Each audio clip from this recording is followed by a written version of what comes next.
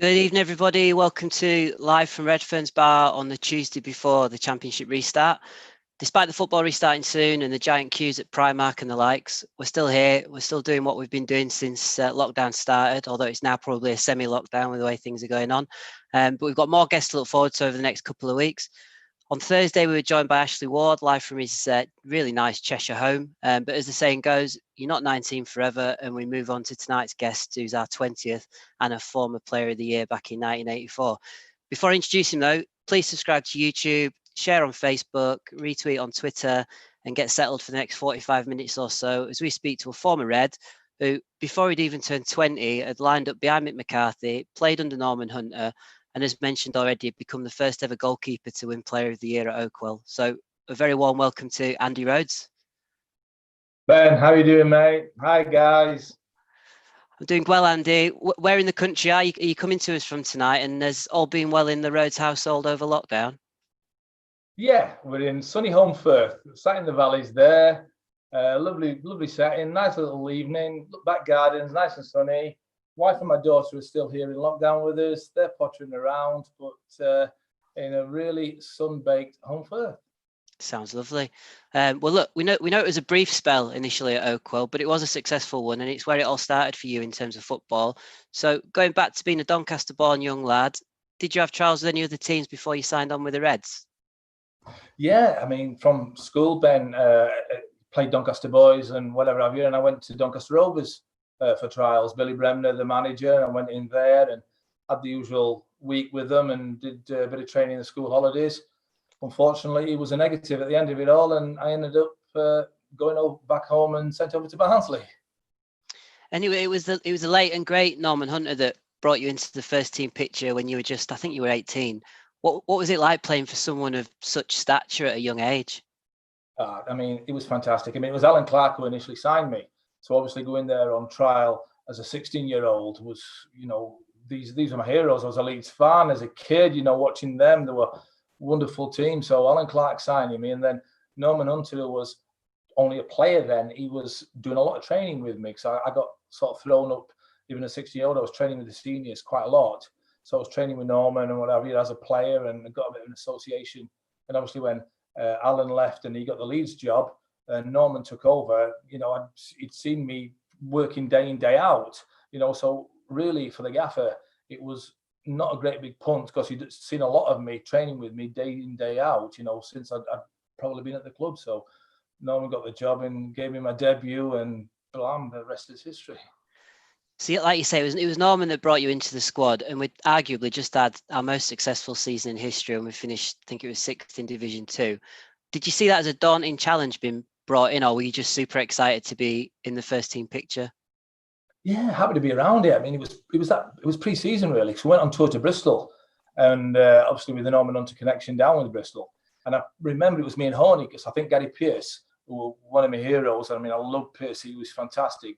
Obviously, Horney got in the team the year before with Martin New, and it was me and Horney went down to Bristol pre-season, and I remember the game vividly, playing Bristol City. Horney played the first half, we're getting beat 1-0 at half time. I comes on at second half, we draw it 0-0. We lose the game 1-0. But that was my first introduction in a pre-season friendly down at Bristol. And I thought, I've got half a chance here. Again, I was just a kid. I hadn't even had my birthday, which I'm an August birthday, the 23rd. So this was me before my birthday. And I'm thinking, I've got half a chance here because I did quite well. And you mentioned Alan Clark, but the Clark Hunter era at Barnsley is held in such high regard by Barnsley fans. We've played some tremendous football and went up the divisions. If I just name some of the iconic players from the squad that you joined when you were a teenager, can you just give us some memories on what you thought of them as a 18-year-old kid looking up? And the obvious one to start with is Mick McCarthy. Yeah, well, Mackie was fantastic. I mean, what a hero, what a player, first of all, but what a hero. I'd not passed my driving test. I lived over in Doncaster in Askin. So I'd got 2 buses to catch every day. So I caught the bus into Doncaster, then Doncaster, the X19 over to Barnsley. I didn't drive. So any evening games or anything, I used to stay at Macca's house. So Mick used to put me up. Mick and Fiona, I used to stay over there for evening games, or we travelled over. They were brilliant with me back then and looked after me like you wouldn't believe. Obviously, Ian Evans alongside him, Welsh international, Glav, Scottish international. I'm still great friends with Glav even till to this day. But even though I was there in the team, Trevor Aylott, I was his apprentice, and Trevor Aylott, for goodness sake, loved him. What a player. Terrific, but he was high maintenance as the pro to look after. I had to take his laces out of his boots every morning to polish them before he could go training. If I got polish on his hands by putting his laces in, I was getting in the skip and I was getting hosed down. It was in the days where you got a little bit. So these sort of people, Stuart Badiclough, you'd be playing in cup finals for Notts Forest, not long since. For Newcastle, sorry, not long before. These were just great players and heroes. And you mentioned Ronnie Glavin there. Just how good a player was he as a attacking midfielder? Fantastic. Imagine him nowadays, for goodness sake. For his time, I mean, imagine him Ben nowadays, what they're all looking for. Like what Lampard used to do for Chelsea, breaking on from there and getting his goals. Glav used to do it for fun. We had Ray McHale or whoever around him because they would do the sitting role. We just let Glav go. To get his double figures, 20 goals every season from midfield was unheard of back then as a midfielder. Obviously, you'd see him in this modern game now doing what he does. He'd just be a revelation. What a terrific player. And then there's just a couple that you didn't mention there. One would be Joe Joyce and the other would be Phil Chambers. 7 out of 10 every week, isn't it? Joe and Joe, nicest guy ever, and worked with the PFA and looked after me after that. Really, really looked after me as my career progressed into coaching. Joe looked after me. Chamber was the captain, who was just efficient. You just knew he was just 7 out of 10. The pair of them was 7 out of 10 every week. Chamber probably a better defender than Joe, but Joe was up and down. Joe could run 3 lungs he'd do the hour in 50 minutes, Joe, but just keep up and down. And Chamber was just, like I say, 7 out of 10 every week.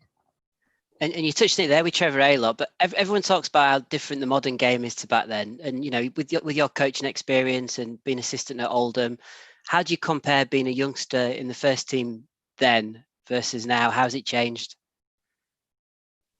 I think it's a bit more sterile now.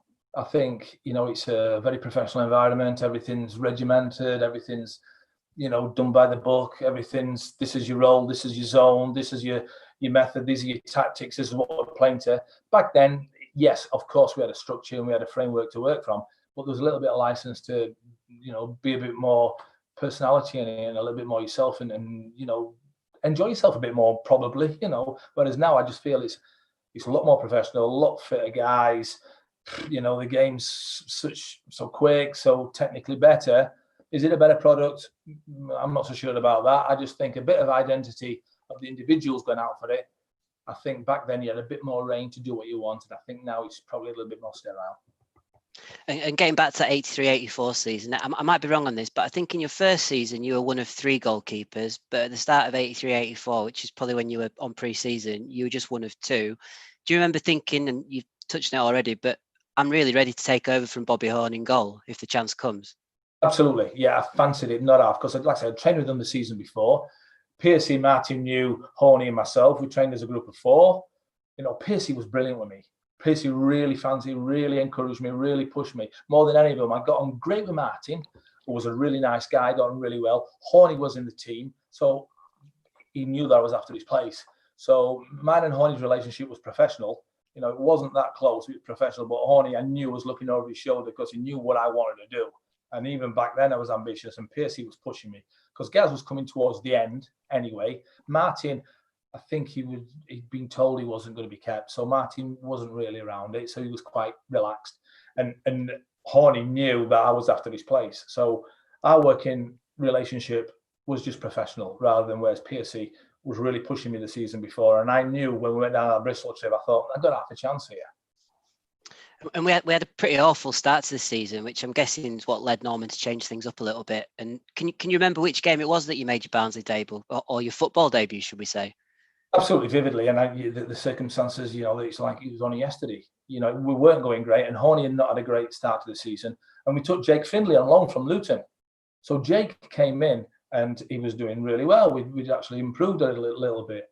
But then it come to the League Cup and Luton wouldn't let him play in the League Cup. So, they'd kept him out of it. So we were playing Walsall away in the League Cup.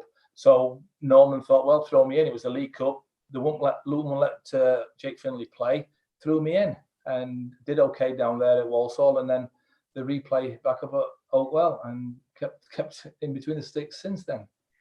And was it a combination of nerves and excitement making that first team football debut? against Walsall? Oh, it is. It's what you do. It's what you've been pushing for. Like I said, I was only young, but I felt that I could play at any given time. Arrogance or whatever it was, nervousness is part of it all. That's great. You go into a game feeling as though you want to perform and you feel a bit edgy and things. So was I surprised he put me in? Yeah, a little bit. I thought I might have gone back with Horney again with Jake Finlay, but Norman, God rest his soul, love him dearly. And Norman thought, well, no, let's give Rhodes a chance. And I felt I was up for it, and so did he. Now, I'm not sure if Ian Evans was still been picked at this point, because I know he went to Exeter on loan that season, but how much did it help having Maka and potentially Evans as your centre-backs in those first few games when you got into the first team?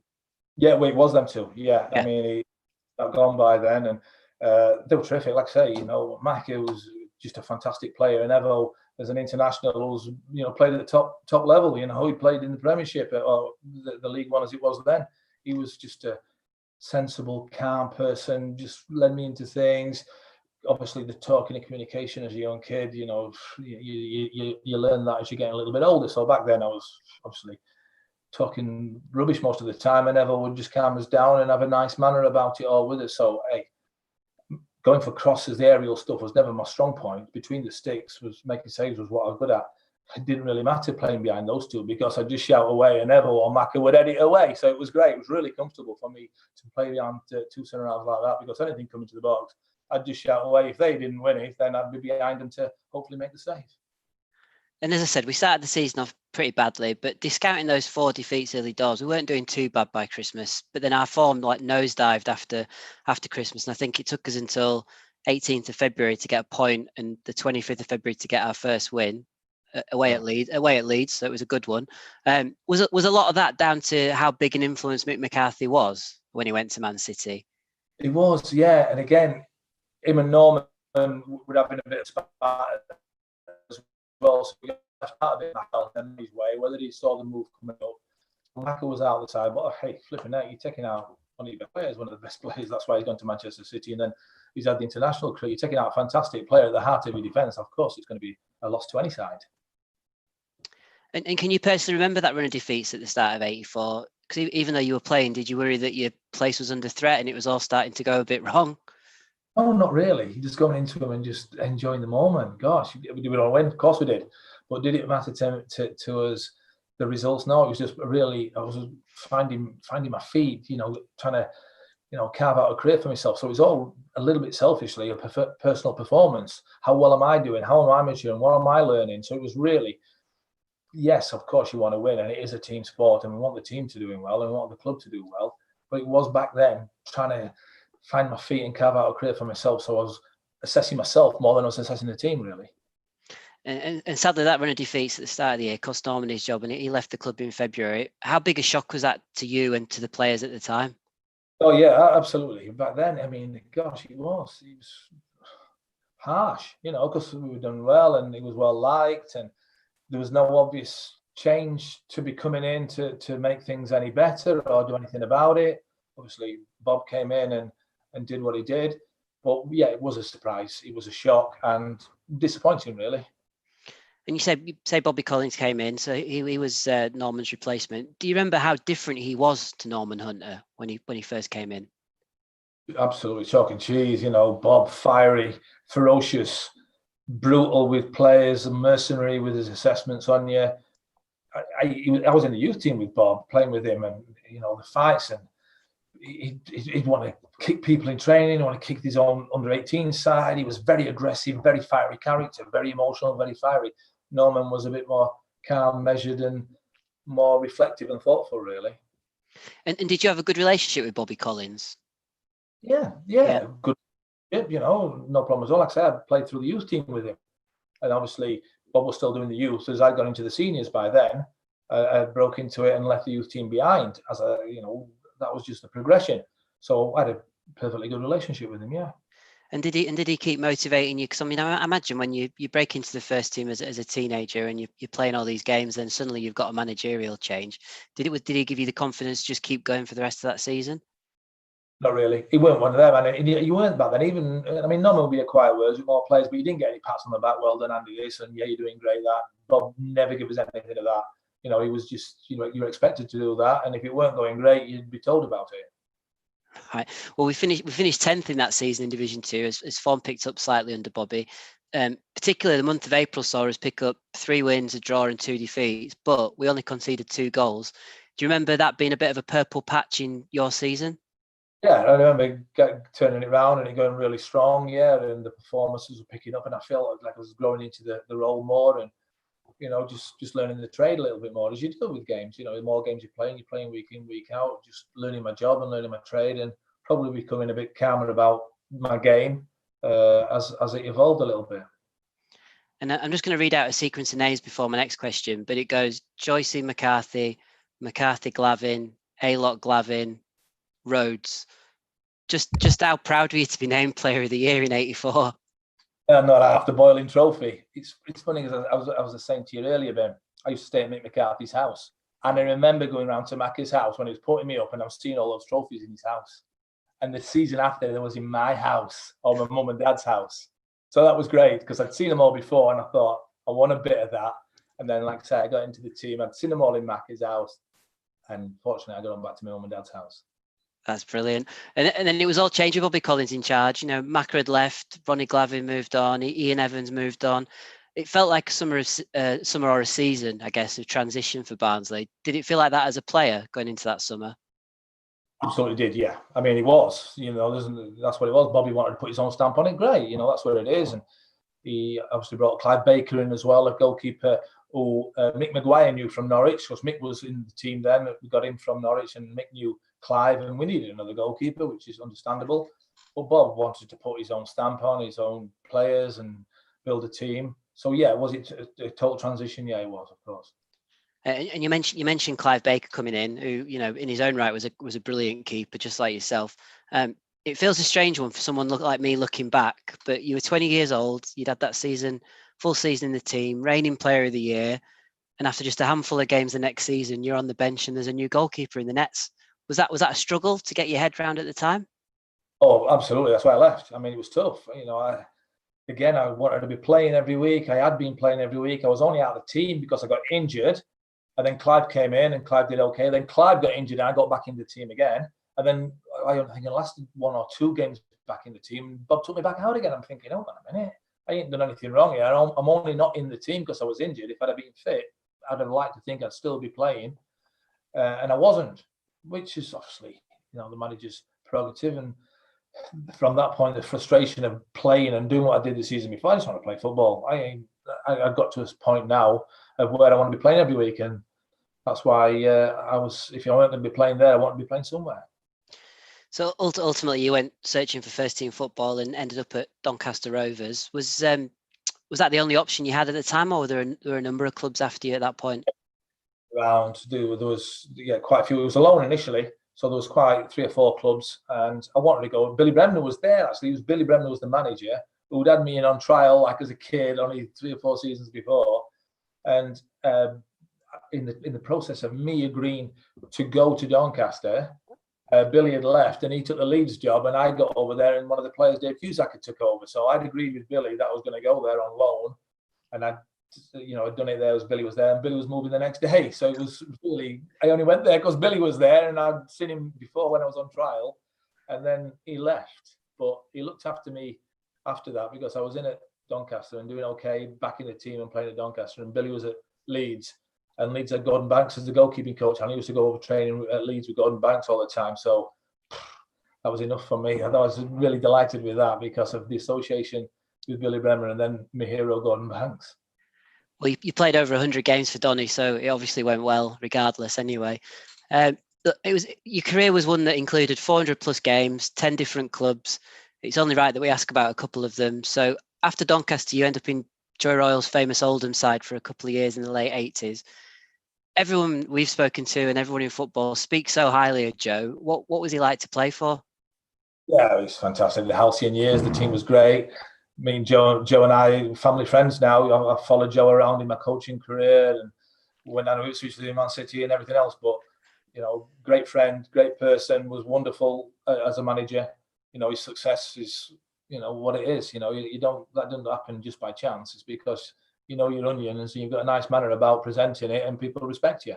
And that was Joe. And obviously, when I left Doncaster to go to Oldham, and we had the craziest years in the club's history, it was just a wonderful roller coaster for us all. And hey, out with everything else, we were a fantastic team. We had a load of really good players, and we deserved all the success because we were a good side. Yeah, they were really the halcyon years. But during your Oldham days, you played in the League Cup final at Wembley. Sadly, it was a 1-0 defeat to Forest. But despite that, is that one of your fondest memories in football still? Yeah, of course. You know, you play at Wembley. That's what you do. You sit from whatever year old. You know, you want to get to Wembley and play in cup finals. And yeah, we lost. And was that our priority that year? Probably not. You know, it was getting out of the division, and the FA Cup. We're in the semi-finals of the FA Cup that year. We were on all fronts, and it probably did catch up on us. But in terms of a career highlight, yeah, absolutely, irrespective of the result. I played okay that game. You know, you look back and it's probably one of the best games you've ever had in your life, and it's at Wembley and one of your major cup finals. So you've got to be relatively happy with that. Oh, absolutely, happy days. And did you also play in the two-leg semi as well against West Ham? Because I saw when I was doing the research, I saw that it was 6-0 in the first leg and then 3-0 in the second leg, which is just madness. Well, no is a short answer. John Allworth played in the semi, and we played at home and we won 6-0. So we thought at that time there was no goalkeepers on the bench. You know, it was just 2 subs and that was it. So we gone down to Upton then, and Joe stuck me on the bench. So John Allworth played the second leg, and I was on the bench just in case, because we thought the only way we're going to lose this six goaler is anything freaky happens with the goalkeeper. So I was on the bench with I can't remember who the sub was, Gary Williams possibly, and we were 4-0 down after about an hour. So we're getting nervous. Brilliant. Look, we can't not ask you about some of the players you played with at Boundary Park, particularly those with significant Barnsley connections. So first of all, we've got, Captain Marvel himself, Neil Redfearn. Yeah, well, Redders and I, we played all over. We played at Doncaster together. Then we played at Oldham together. So we followed each other around. So me and Redders, and he lived in Holme Firth here, just round the corner, Redders. So we know each other really well. A terrific player, great midfielder, powerful boy, good lad. And a great captain, and had a terrific career because, again, he was a really good player. And the next one is former gaffer for Barnsley is Andy Ritchie, phenomenal striker. Yeah, Andy famous. Andy Ritchie is just a wonderful player. Him and Bunny at Oldham, just get it up to Bunny, knock it down, and Stitch will stick it in. And I actually went working with Andy a couple of times in his coaching roles back at Oldham and one thing and another. So again, there's not many people in football that you sort of keep friends with through all your life. But certainly Andy Ritchie, Frankie Bones, Redders, all these sort of people, you kept in touch and we're still close even now. And then the last one, he's a bit of a folk hero on Live from Redfearn's Bar after his appearance a few weeks ago. But Rick Holden was our assistant manager with Andy when we got promoted. What can you tell us about Rick Holden and his wand of a left foot? Fantastic player. I said to you earlier, Ben, he was my roommate, so me and him roomed together. But wonderful, cross it in from anywhere, a wonderful left foot, just find an inch, just whip it round. And he's got the worst feet you've ever seen on a human being. They were size 50 or something. There's gorillas going around with better feet than what Rick had. There really is. He got these things in, and he crossed from all sorts of positions. Great player, marvellously insane, crazy beyond you wouldn't believe. His own vocabulary, so intelligent, really so intelligent, but marvellously insane. Sounds pretty much spot on, I think. Look, your career then took you to Scotland, and you played for a number of years up there, over 200 games, Dunfermline, St Johnstone, Airdrie. Just in terms of levels of Scottish football versus England, do you think the quality between the two was closer back then than it is maybe now? Maybe back then, was the Scottish Premiership comparable with League Two in England as it was then? Yeah, probably was. There were strong teams in it. Hearts, Aberdeen, Dundee United, out with the big two. They were all strong. They were pretty strong. The top half of the Premiership was strong, doing well in Europe most years. Was great for me. Loved it up there. Was fantastic for me in my career and playing again. It suited my game. Making 4 or 5 saves every week. Yeah, you'd get beat 2 or 3 possibly, but it would hide the goals you concede and the mistakes you make because you'd be very active. The teams that played for you were very active every week. So it really suited my game, and I had a great time. I loved it. Thoroughly enjoyed playing up there. And if we then bypass a dozen or so games for Scarborough, that brings you back to Oakwell as a goalkeeping coach. I think you were at Wakefield and Emley before you joined us. Would that be right?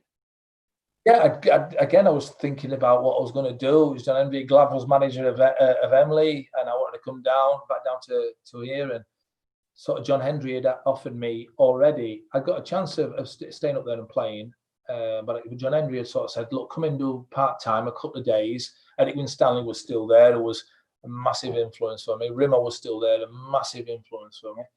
So they were still all around, and they sort of said, "Look, come in and do a couple of days, get cut your teeth into the coaching side, see how you feel about it." And Glad said, "We'll play a few games for us at Emily," so I could balance the two off really. So it sort of worked because I was that 36, 37 by then, and you're thinking about what you're going to be doing next. So I thought, well, I could still get a game of football playing with Glad, and Emily were a really good side. Ian Banks was there, Banger was playing with us, so we had a really strong side then. So it weren't as if you go and play on a Saturday afternoon just for a laugh and a giggle. It weren't that. It was very serious, and we were quite successful in FA Cup runs. And then I was doing the coaching side, which is what I wanted to get into. So were you at Emley when it was the third FA Cup third round journey? Yeah, absolutely. So we did the year after. We played Rotherham actually on Oakwell because we couldn't play it up at Emley because there was that many wanting to watch us against Rotherham. So we actually played the game on Oakwell. So it was good to come back there. I was playing for Emley, and we played it on Oakwell. And I'm thinking, this is winding down your career, and you're playing in big games again, which mattered to a lot of people. We're still getting proper games of football, although my priorities were probably on the coaching side then, but really enjoyed it there, and we had a really good side.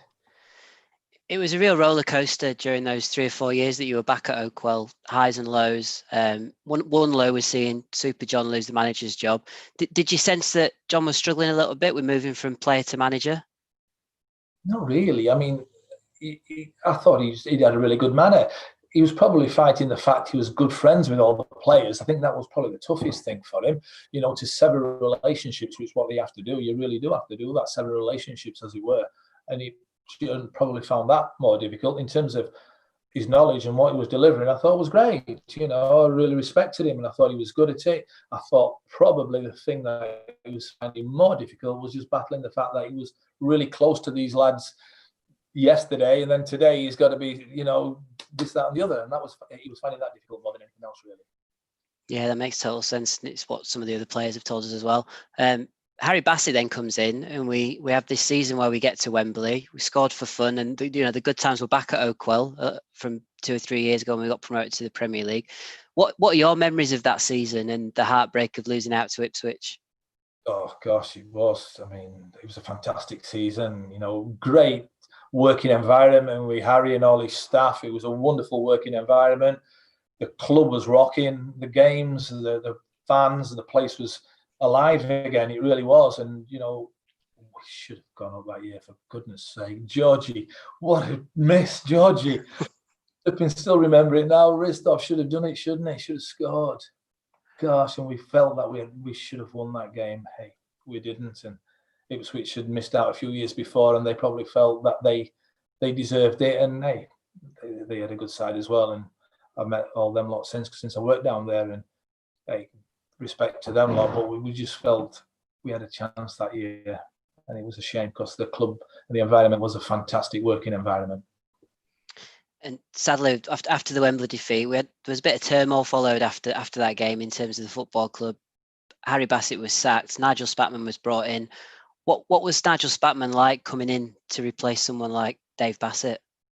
Yeah, chalk and cheese. Nigel was great with Fars, but as you can imagine, they'd just come from an FA background. They were working with England and the 21s, and they were very, coaching orientated, coached by numbers.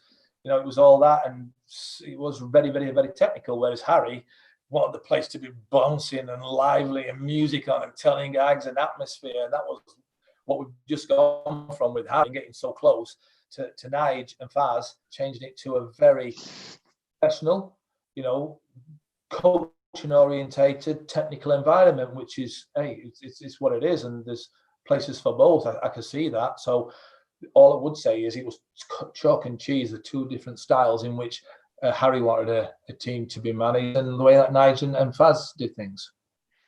And how do you summarise that 10 months at Oakwell after Basset left? Because obviously it didn't go very well, results weren't good, and eventually Nigel lost his job.